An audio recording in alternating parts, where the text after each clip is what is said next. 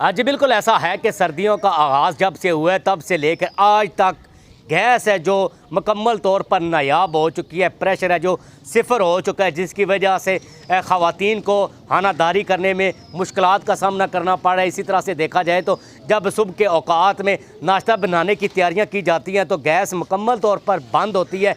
नाश्ता भी है जो वो भी बाहर से मंगवाना पड़ता है और डबल रेट पर नाश्ता है जो मंगवाया जाता है। इसी तरह से जो LPG सिलेंडर की ख़रीदारी की जाती है या फिर कोयलों की ख़रीदारी की जाती है, लकड़ियों की ख़रीदारी की जाती है, लेकिन सरकारी सतह पर गैस है जो मुकम्मल तौर पर बंद है। शहरियों के साथ साथ जो ख़वातीन और होटल मालकान हैं इंतहाई ज़्यादा परेशानी के आलम में मुब्तला हैं। तो कुछ शहरी यहाँ पर सरापा एहतजाज हैं, उनसे बात भी करेंगे और जानेंगे कि इनका क्या कहना है। जी बताइए, क्या कहेंगे आप?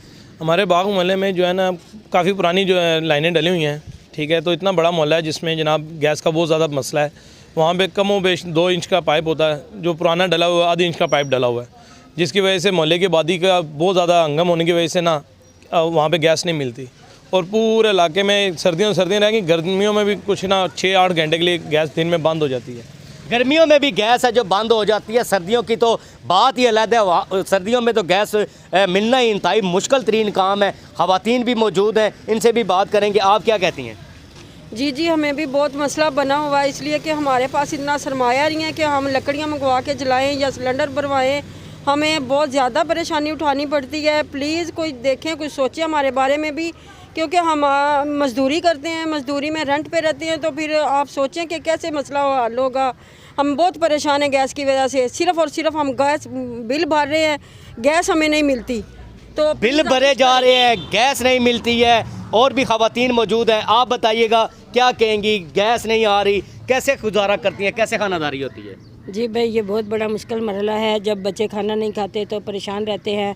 मियाँ भी अगर भूखे दुकानों पे चले जाते हैं तो उनका भी परेशानी से गुजारा होता है, क्योंकि महंगाई बहुत है, ख़रीदारियाँ बहुत मुश्किल है। नाश्ता भी नहीं ज़्यादा ख़रीदा जा सकता कि एक वक्त का खाना खाएंगे तो 2 वक्त भूखे नहीं रह सकते। अगर 2 वक्त का खाएंगे तो 1 वक्त हमें भूखा रहना पड़ता है, क्योंकि गैस के बिल भी दे रहे हैं, ऊपर से सिलेंडर भरेंगे या फिर लकड़ियाँ लेकर आएँगे या कोयले लेकर आएँगे। ये बहुत मुश्किलें हमारे लिए परेशानियाँ बन गई हैं। ऊपर से बच्चे भी पढ़ाने हैं, उनका भी मसले हैं। हम भी रेंट पर रहते हैं, बहुत सारे खर्चे हैं, बिजली के बिल हैं, गैस के बिल हैं और बहुत सारी परेशानियां हमारे लिए ला के हम चाहते हैं कि गैस की फराहमी को यकीनी बनाया जाए ताकि हमारी कोई मुश्किल तो हल हो सके। जी बिल्कुल, गैस की फराहमी को यकीनी बनाया जाए ताकि जो ख़वातीन की मुश्किलात हैं उनमें कमी आ सके। आप बताइए, क्या कहेंगे आप?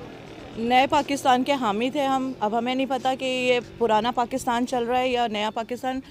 हालात वही पुराने पाकिस्तान वाले हैं। सुई गैस सर्दी शुरू होती ही गायब हो जाती है, सिलेंडरों पे पका के, और उस पर भी ख़र्चा करो और फिर जब बिल 3-3, 4-4 हज़ार आ जाते हैं तो वो हम पे बड़े भारी पड़ता है।